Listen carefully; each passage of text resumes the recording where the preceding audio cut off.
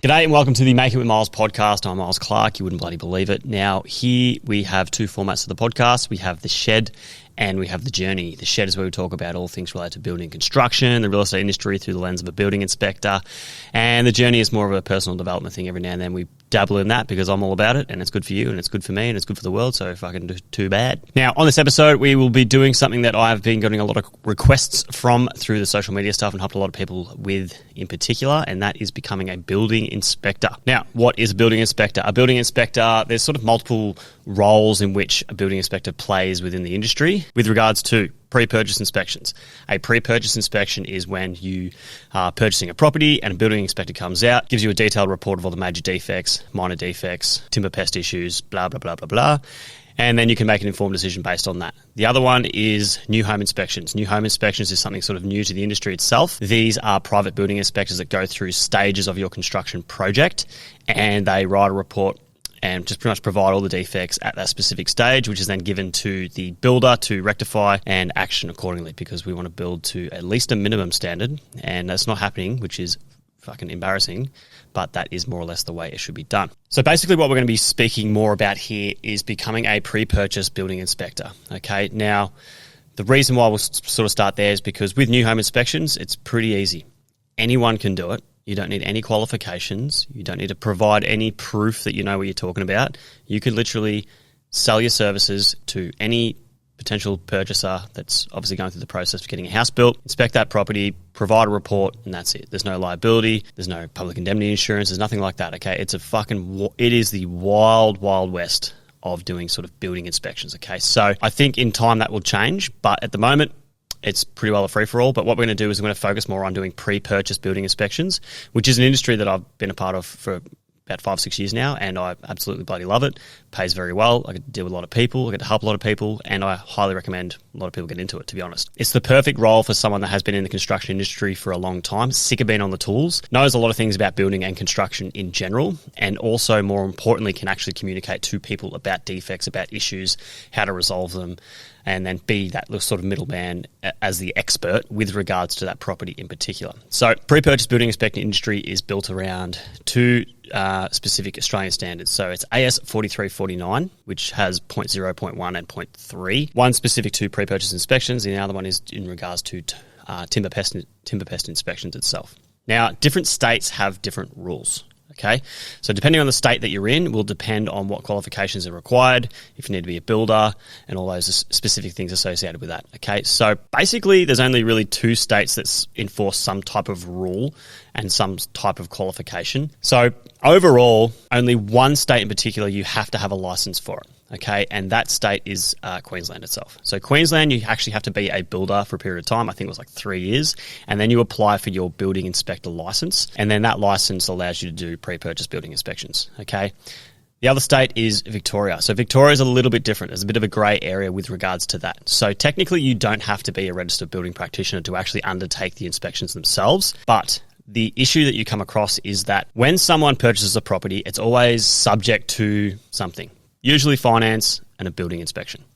Now, what needs to occur for that client to exit the contract of sale is that report needs to be undertaken by a registered building practitioner. So what happens often, and I've had many clients come to me for help, is that they've had someone do the building report. They're not a registered building practitioner. They may be skilled. They may know everything what they're talking about, but unfortunately, the conveyancers are, lawyers, and they're going to follow the rules as required by the contract, and that is you need a registered building practitioner to say that it is a major defect. Move on. Okay, so a lot of people, they pay the $500, get someone out to do the report.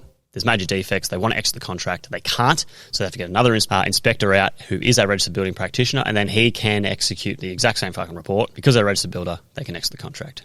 All right.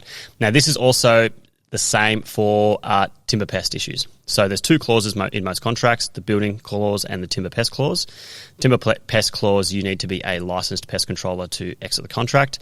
So that's why there's a lot of courses out there to get your pest control license, and there's only sort of two little things in there you need to more or less execute to become a licensed pest controller, to get that little certificate to say you can identify pests, you can control pests, as well as that you can write reports.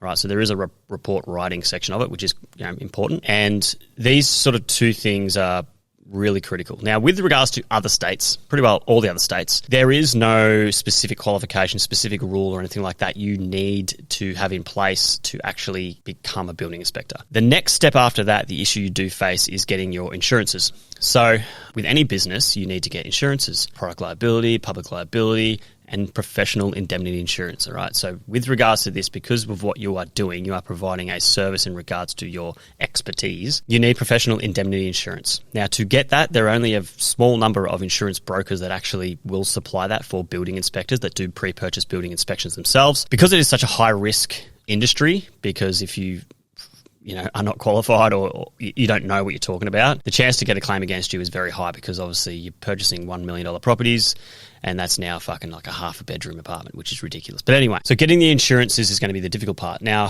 what I've come across and found is that some insurance brokers, even though you are not a registered building practitioner, you might have some skill in the industry. If you can demonstrate that you actually do know what you're talking about, then they can insure you. What that might look like is, first things first, getting your pest control license. That is just a given. It's easy. They're going to tick it off, no worries at all, because part of that actual educational process is that you do learn all the things. You get the license, it's job done. With regards to the building inspection side of it, there's no real course specific to writing reports and stuff like that. Now, there is a couple of companies Australia-wide that do that. Look into them. They're fantastic. I highly recommend you do it. Now, if you undertake this course and you might do some on-site work with a building inspector, they sort of sign off to say, you've been across 50 inspections or whatever it bloody well be, then the insurer will go, all right, our risk is lowered. We're happy to sign you up. And then your premiums are going to be fucking through the roof. That my premiums as a registered builder, licensed pest controller, and I've done over 1,000 jobs, is like probably $8,500 a year just to operate. Okay, so it is a little bit of a cost up front, but more or less to actually do the task itself, Queensland, Australia-wide, you always need your insurances in place. If you don't, you're a fuckwit. Queensland, you need to be a registered builder. Victoria, it's grey, but ideally you want to do best practice, and that's be a registered builder. And more or less across most states, you want to be a registered building practitioner. I agree in regards to that. Now, what is a registered building practitioner? Well, in Victoria, to be honest, if you just have your DBL, which is a limited domestic builder's license, that would technically tick the contract to say that you are a registered building practitioner, even though your DBL might be in painting or something like that. Okay, so there are ways you can sort of get around it, not condoning it. Ideally, you want to know your shit, because you're providing a service for a client who might be a first home buyer dropping $700,000 on a house, and you want to make sure that you know exactly what you're talking about and can help them through that process, because it is a very important process. What I'm going to talk about next is more or less how I would go about it if I was to do all of this again. Okay, so basically the way in which I went about it initially is I heard about being a building inspector from going to work with a commercial builder. We were driving together because I was fucking poor as. And it was like 6:30 in the morning and I was struggling for cash, because what happens when you're a training site manager in those days.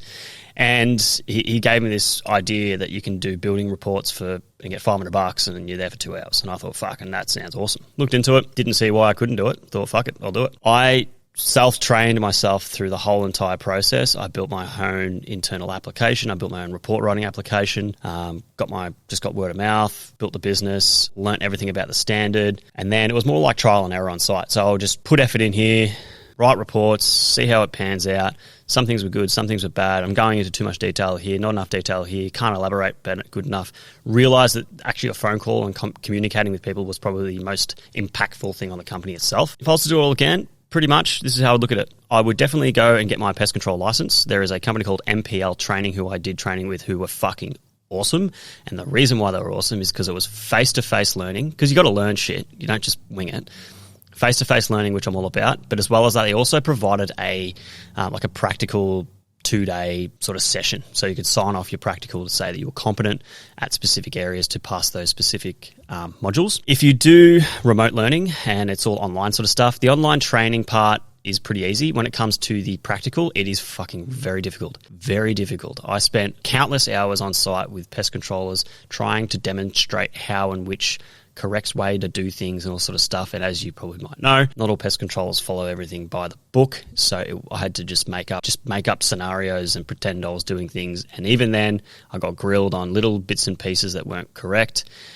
It was just a very difficult process. I highly recommend just doing face-to-face training. That gets your pest control license ticked off. Fucking step 1. 2, building inspection. Now, with the building inspection part, I would highly recommend, and I'm going to speak to more qualified people about this, that you get a builder's license. I know it's fucking massive. It's a big deal to get it. It's very difficult to get it.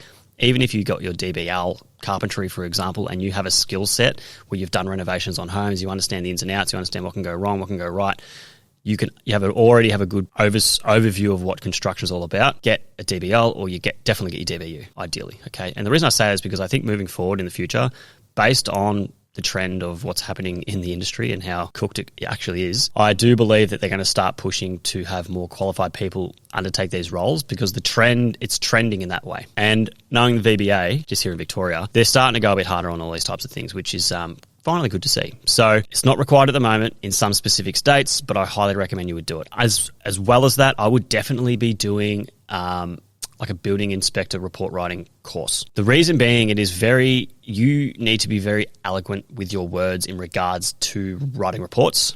You need to write it in a way where it somewhat protects you, but it also provides value to the buyer. And it's really easy to understand what's happening. A lot of reports that I see get written, it's just like a handball off to somebody else to assess. Like there's cracks in walls that are major. Seek engineers' advice. There needs to be a bit more clarity involved with that, what I believe. But you also don't want to get yourself into a position where you've sort of thrown yourself under the bus for providing a defect where the context is a bit broad, it's a bit vague, it's a bit unknown. People make bad decisions based on your report, and then they come back and basically how you wrote it, they're going to come after you and your insurances and up go your premiums again. So there is a company, I think it's called. I'll have to look into it. I'll put in the description below. They are doing great things in the industry. Now, they're trying to only focus on people that are registered builders, because they keep getting this issue where people come into this course and they might be working at Coles, for example, and they do the course and then they think they can get their insurances to do the actual inspections themselves. So what they've done, they're only sort of pre-qualifying people to go through that process. So someone that's already in the industry that has potential to get their insurances is the way they're sort of pushing it. And it's more or less those processes, which is just going to continue, I believe, moving forward. So the insurances, again, we've already spoken about. That's a big one. Now, the last one I think is very important is with regards to the report writing applications. There are lots of report writing applications now out there. I use my inspection app. I think it's fucking wicked. If you have an Apple rather than an Android, the app itself is fucking 10x better than the Android one. There's all these ripper new features. You can create your own templates, you can create your own designs to a degree. It has lots of pictures. It's easy to navigate, easy to use. It's a fucking fantastic system. So I highly rate it. Now, there's lots of other ones out there as well. I've never used them. I don't know anything about them. I've just came across one, worked for me, move on, job done. Now, something in particular about this industry that I've been building for the last 4 years is a company called Aus Property Report. Now, the one thing I find in this industry that really frustrates me is there's a lot of people that mow your lawns and inspect your houses, and there's a lot of people that work for big companies as like a contractor who do building inspections, and their qualifications aren't really that great, and they skim through it. They only earn fuck all, which sucks for them. If they're out on their own, they could probably earn a really good living, and they're just not getting the quality that I think is necessary for buyers in the industry. Aus Property Report is going to be, and we're probably a couple of months off launching it, to be honest, is a platform to find and book building inspectors online. So everyone has their own profile. They can sign up for free. That profile itself is what's made available online, okay? What we like about it is we're trying to help expose these ripper small-time operators. There are so many old school builders that have found this little niche. They're doing their thing. They work there 3 days a week, make their $3,000, and then take the next 2 days off and go fishing. All right, they're everywhere. All right. Now, some of them in particular might have just been starting out. They're very good. We're very well qualified. They know all their shit. They're already registered builders.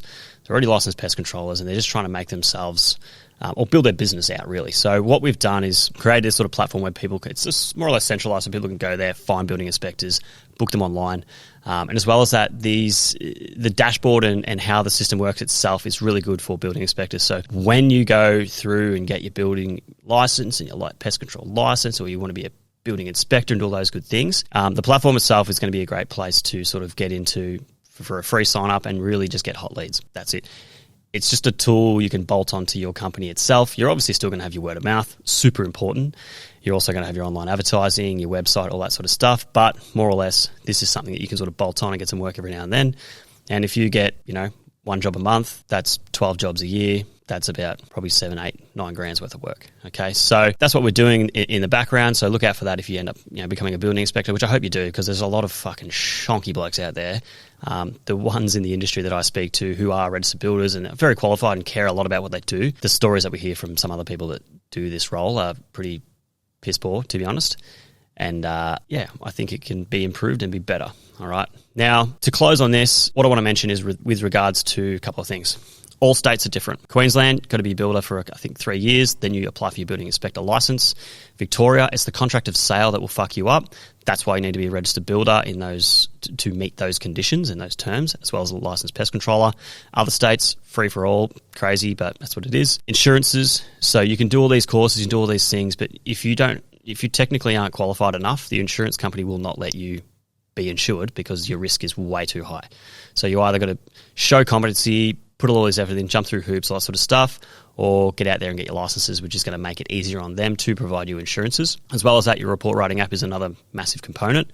And as well as that, if you are going to be a building inspector, you need to be able to make phone calls, you need to be able to communicate to the novice person and explain all the defects in a property. And as well as that, you need to be able to articulate that same defect and issue to the real estate agents, to the conveyancers, to a mortgage broker, to the father of the daughter that's buying the house, to the vendor who's pissed off because you've picked up all their major defects, and be firm on what you've come across and understand exactly what you are talking about, or you're going to look like a dickhead and you're not going to get any more work, I believe.